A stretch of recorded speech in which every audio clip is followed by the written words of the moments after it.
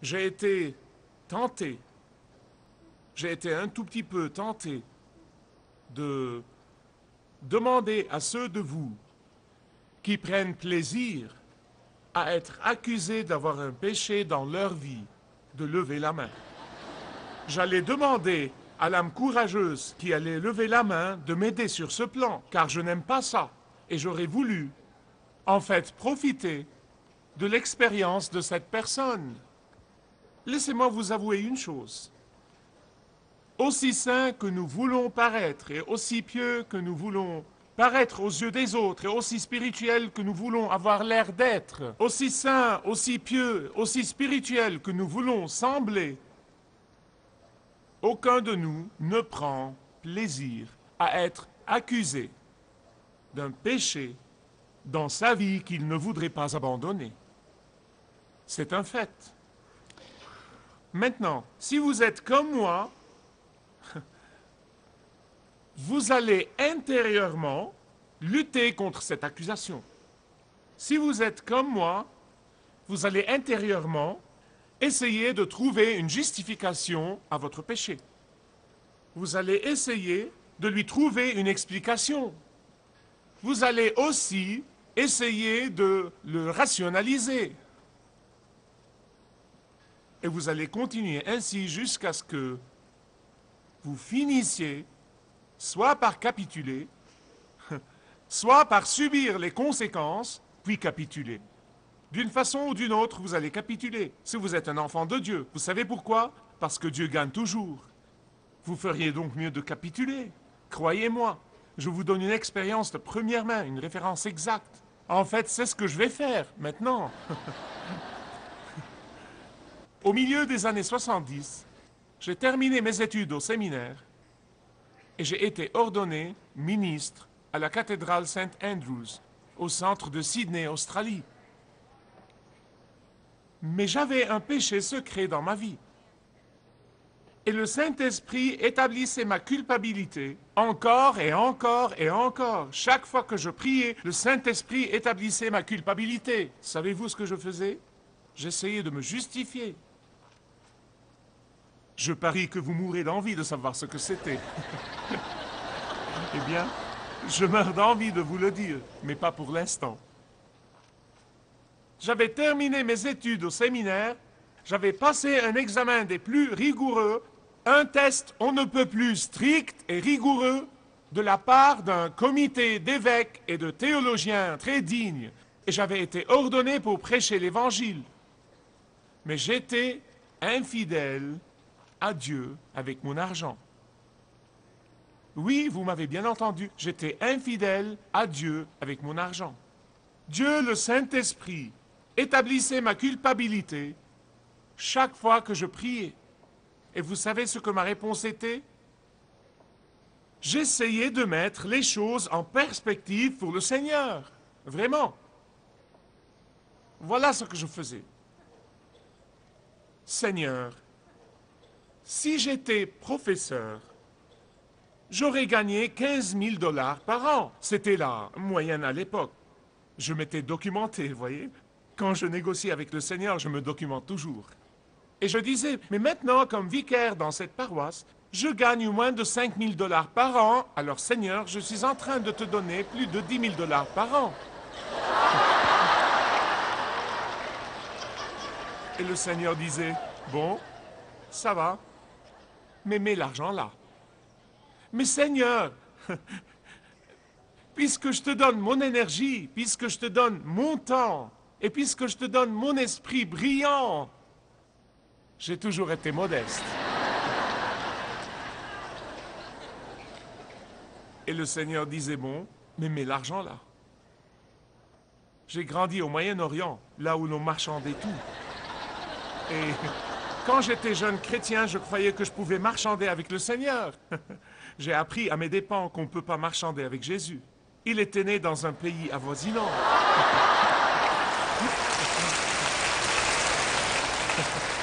Amen. Amen. Et vous savez quoi? Il va l'emporter sur vous chaque fois. N'essayez pas, croyez-moi. Écoutez-moi bien sur ce point. J'étais heureux de chanter les cantiques. J'étais heureux de prier les prières. J'étais heureux de servir de toutes les façons possibles. J'étais heureux de prêcher la parole de Dieu, à part les parties concernant la donation, c'est-à-dire la plupart des paraboles. Mais parce que j'avais fait de l'argent un Dieu dans ma vie, je n'étais pas disposé à redonner à Dieu ce qu'il m'avait déjà donné. Quand j'ai finalement confessé mon péché et que j'ai prié le Seigneur de me donner l'esprit de générosité, Dieu a plus qu'exaucé mes prières. Je veux vous dire certaines choses au sujet de l'argent, écoutez-moi. L'argent est la personnalité forgée. Qu'est-ce que je veux dire par là? L'argent est le condensé de votre temps et de votre énergie et de votre travail. L'argent n'est pas juste une chose que vous donnez, c'est une erreur que font les gens. Mais l'argent représente la façon dont vous passez votre vie. Voilà ce qu'il représente. L'argent, par conséquent, c'est donner de vous-même en retour à Dieu. Vous ne pouvez pas vous mettre sur le plateau de quête, mais quand vous mettez votre personnalité forgée sur le plateau de quête, elle va aller au campus, elle va aller à la ville, elle va aller au monde entier, elle va aller à des endroits comme l'Arabie Saoudite où les gens se convertissent et viennent au Christ. Voilà ce que vous faites quand vous donnez de vous-même au Seigneur en donnant de votre argent. Vous savez, il y a des pasteurs et des ministres et des chefs d'organisation para-ecclésiastiques qui martèlent sans cesse les gens. Donnez, donnez, donnez, donnez, donnez. En fait, j'ai lu cette semaine quelque chose sur un pasteur de campagne dans une église. Il essayait vraiment de faire comprendre à son assistance le concept de la dîme et qu'on doit payer la dîme au Seigneur de notre revenu brut. Et il a vraiment essayé, mais ça n'a pas marché. Finalement, en prêchant un dimanche, il a dit « Avant de passer le plateau de quête, je ne veux pas que la personne qui a volé dernièrement les poulets du poulailler de notre frère Harvey mette de l'argent dans le plateau. » Il a dit « Parce que le Seigneur ne veut pas de l'argent d'un voleur. » Eh bien, devinez quoi? Pour la toute première fois, quand le plateau a passé, tout le monde a donné.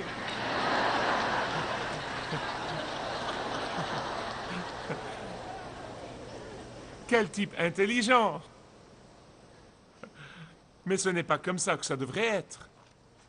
Je suis surpris par ce que font les gens pour forcer les avares à donner. Je suis vraiment surpris, je suis absolument surpris. J'ai lu l'autre jour quelque chose sur un fonctionnaire du fisc qui a appelé le trésorier d'une église pour se renseigner sur l'exactitude d'un montant que l'un des membres a prétendu sur ses déclarations d'impôts avoir donné à l'église.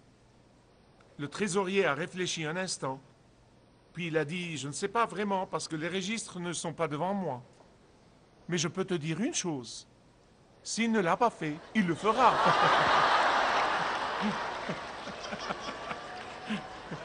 Si vous expérimentez ce que j'ai expérimenté pendant les dernières semaines, non mais je suis raisonnablement aisé. J'ai dû recevoir 40 lettres d'appel dans le courrier. Elles disaient toutes « Donnez-nous maintenant, nous sommes désespérés et dans le besoin. » Vous savez, le 11 septembre nous a frappé durement. Et en fait, une de ces lettres disait « Si nous n'avons pas de tes nouvelles, monsieur Youssef, dans les prochaines 24 heures, nous allons fermer le ministère. » Et vous savez ce que mon sens de l'humour a dit? Vous feriez bien de le faire. Écoutez-moi sur ce point. Nous n'avons pas une seule fois dans l'histoire de l'Église des apôtres ou de suivre le guide fait une telle déclaration, pas une seule fois, jamais. Ce n'est pas le genre de Dieu que nous adorons. Dans les 15 dernières années, je m'émeus facilement à ce propos, dans les 15 dernières années, Dieu s'est en fait merveilleusement servi de personnes généreuses qui donnent de façon sacrificielle dans cette Église pour que le ministère se maintienne.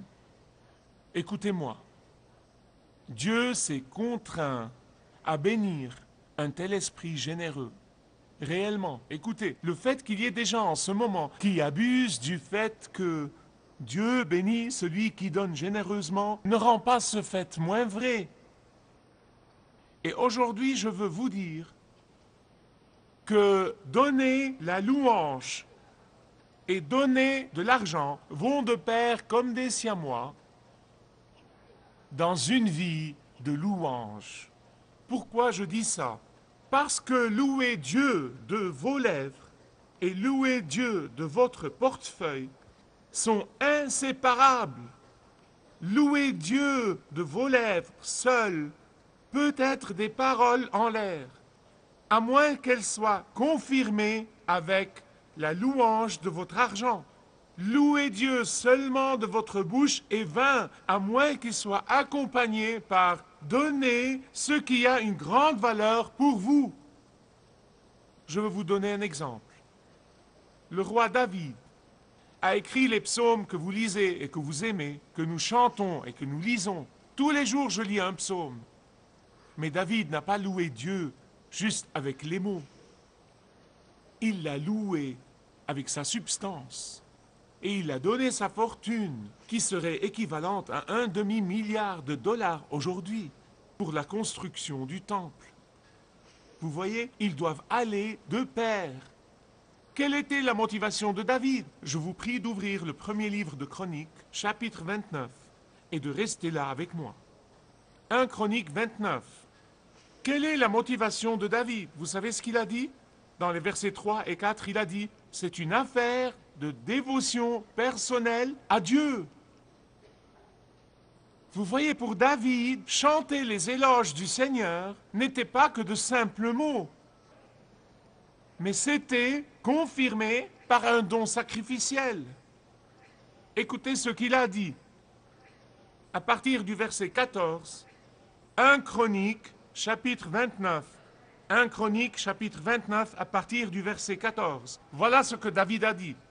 « Nous avons tout reçu de toi, et nous ne pouvons t'offrir que ce qui nous vient de tes mains.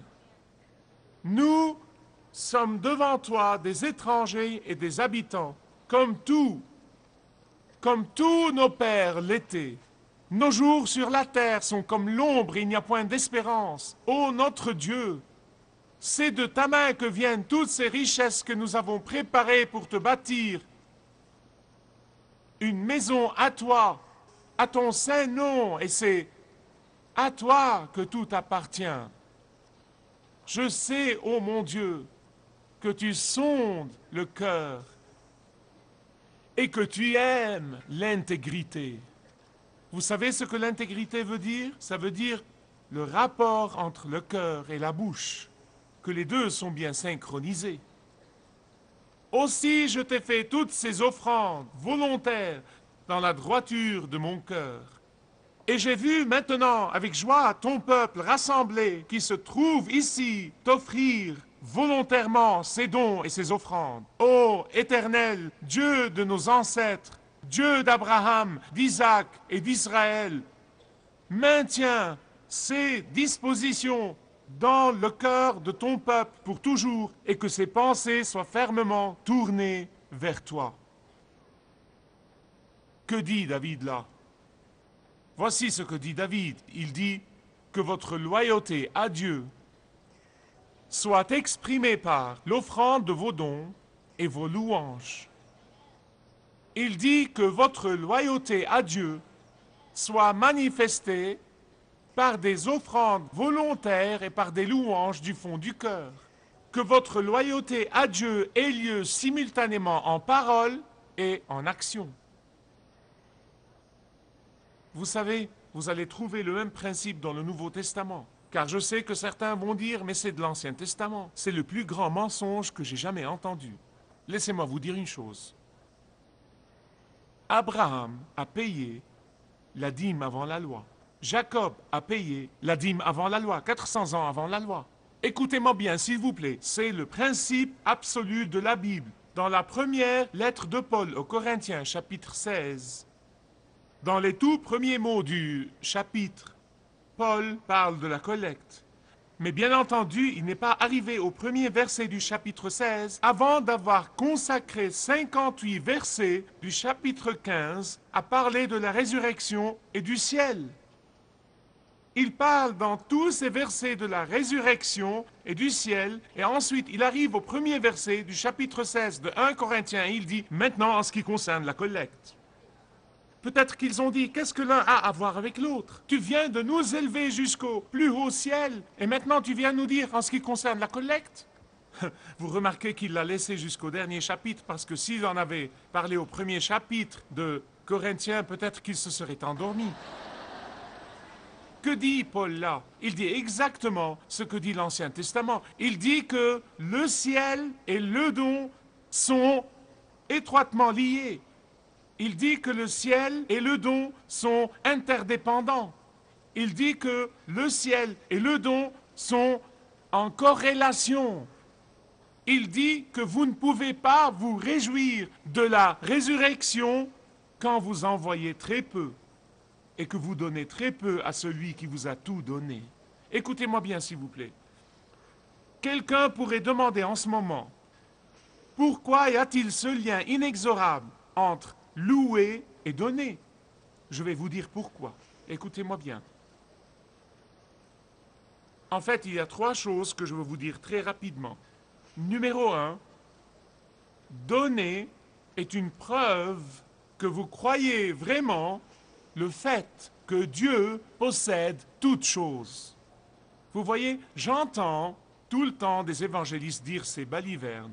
Tout ce que j'ai est à Dieu, tout ce que j'ai appartient à Dieu. D'accord, mais combien Dieu en a-t-il récupéré? Bonjour. Après avoir débité ces balivernes, ils vont dépenser tout ce que le Seigneur leur a donné sur leur personne et sur leurs désirs personnels. Pas étonnant que nous soyons dans la pagaille spirituelle. Parce que leur déclaration, comme quoi Dieu possède toute chose, est fausse. Elle est creuse, elle est vide, elle est fausse. Si vous croyez vraiment du fond du cœur que Dieu possède tout ce que vous avez comme possession, à ce moment-là, posez-vous la question, combien de ce que Dieu possède récupère-t-il de vous? Bonjour. Écoutez-moi bien, et puisque je vous ai fait saigner, je ferai mieux d'opérer, donc je vais continuer, mais je veux que vous m'accordiez votre attention, s'il vous plaît. Plus vous donnez à Dieu, plus vous fournissez des preuves que vous croyez vraiment que tout ce que vous avez appartient à Dieu. Si une personne aime prendre et non pas donner, si une personne aime amasser et non pas partager, croyez-moi, cette personne, au fond, croit que tout ce qu'elle a lui appartient à elle et non pas à Dieu. Donner est non seulement la preuve que vous croyez que Dieu possède toutes choses, mais la deuxième chose que je veux vous dire est la suivante. Donner est une semence pour plus de bénédictions. C'est une semence pour plus de bénédictions. Dans le livre de la Genèse 8, c'est Dieu qui a commencé le principe des semailles et de la récolte. Je ne l'ai pas inventé, Dieu l'a créé. Ceux qui essayent de vous le dire ne l'ont pas inventé, Dieu l'a créé. Et l'apôtre Paul, dans 2 Corinthiens chapitre 9, versets 6 et 8, nous confirme ce principe. Il nous confirme ce principe biblique. Écoutez ce qu'il dit. Celui qui sème chichement moissonnera chichement, et celui qui sème abondamment moissonnera abondamment. Mais je veux que vous écoutiez le reste de ce passage parce que je veux que vous souligniez plusieurs choses au nombre de 4, dans un seul verset. Et Dieu peut vous combler de toute grâce. Soulignez toute grâce. Afin que possédant toujours, soulignez toujours, en toute chose, soulignez toute chose, de quoi satisfaire à tous vos besoins, soulignez tous vos besoins, vous ayez encore en abondance pour toute bonne œuvre. Je ne veux pas que vous manquiez ça. Écoutez, ce n'est pas nommer la chose et la réclamer, en parler et l'arracher ou hurler jusqu'à ce que vous l'ayez. Non, non, non, non. Écoutez, c'est la parole de Dieu. Je vous dis ce que Dieu dit. Et comme j'ai dit, ce n'est pas parce que quelqu'un en a abusé que ça devient moins vrai. Le désir de Dieu pour vous, son enfant, c'est l'abondance. C'est ce que l'apôtre Paul dit ici. Le désir de Dieu pour vous, son enfant, c'est d'abonder en toutes choses. Non seulement matériel, mais en tout, en sagesse, en connaissance, en grâce et en amour et en miséricorde, en toutes choses. Donner et louer, c'est reconnaître que Dieu est le propriétaire. Donner et louer est la semence pour plus de bénédictions. Et la troisième chose que je veux vous dire est la suivante. Le don alimente la louange et la louange alimente le don. Non seulement la louange et le don s'alimentent mutuellement, mais aussi ils encouragent les autres à en faire de même. Lorsque les gens viennent à cette église, ils voient une congrégation généreuse, ils voient une congrégation adonnée à la louange et à l'adoration, et ils deviennent eux aussi généreux et ils louent. C'est contagieux. Vous ne pouvez pas continuer à venir ici et ne pas vous attraper la contagion. Ceux qui n'aiment pas la louange de Dieu et ceux qui n'aiment pas donner généreusement ne tiennent pas longtemps dans cette église, je vous le promets. Ils trouveront une église morte et en deviendront membres. J'ai des lettres dans mes dossiers pour le prouver. Laissez-moi vous dire une chose, sans la moindre trace de fierté humaine, car je m'examine moi-même quand je vous transmets la parole de Dieu. Laissez-moi vous dire une chose. Si vous saviez ce que ça me coûte d'examiner mon cœur avant de venir prêcher la parole, au ciel vous le saurez. Ma femme le sait, dans une certaine mesure. Mais je vous dis ça sans la moindre trace de fierté humaine. Quand je voyage autour du monde, l'Église des apôtres est connue pour être une église de louange et de générosité. Et le Seigneur appelle chacun d'entre nous à en faire davantage, et davantage, et davantage. Vous dites pourquoi? Parce qu'il y a encore beaucoup de territoires de Satan qui doivent être conquis et récupérés à Jésus-Christ. Il y a encore beaucoup plus d'âmes à gagner. Il y a encore beaucoup de récoltes à amasser. Quand David a donné généreusement, les autres ont été motivés à donner. Quand les Macédoniens ont donné généreusement de leur pauvreté profonde, les Corinthiens ont été motivés à donner. Imaginez l'impact que chacun de nous peut avoir sur ceux qui ont désespérément besoin d'écouter l'Évangile. Notre louange et notre générosité produisent un désir ardent pour Dieu dans la vie des perdus. Notre louange et générosité donnent un grand élan à l'évangélisation du monde.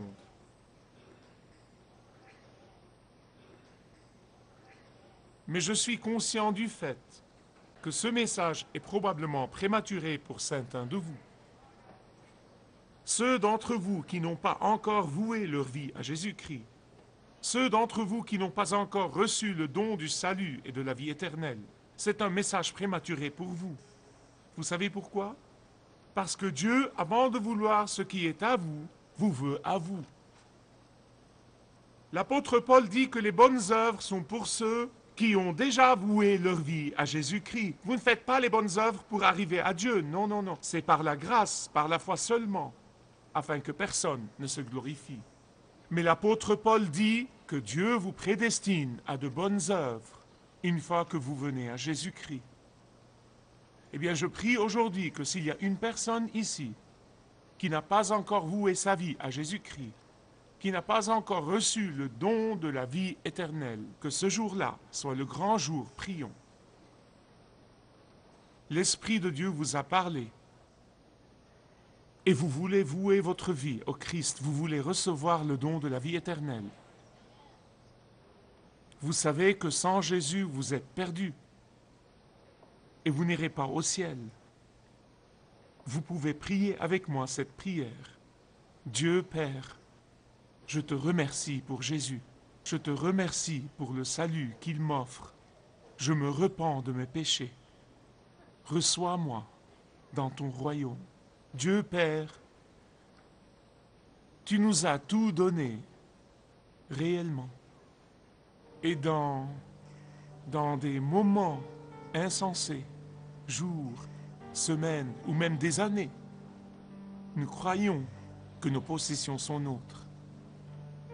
Aide-nous à découvrir la folie de cette pensée. Et aide-nous à ouvrir nos cœurs, nos portefeuilles et nos vies à toi. Parce que tu veux que nous abondions en toutes choses. Je prie au nom de Jésus. Amen. Si vous désirez connaître Dieu d'une manière personnelle, demandez le livret « Retrouvez la joie que vous avez toujours désirée » et vous pourrez découvrir l'amour de Dieu pour vous et apprendre comment expérimenter son pardon.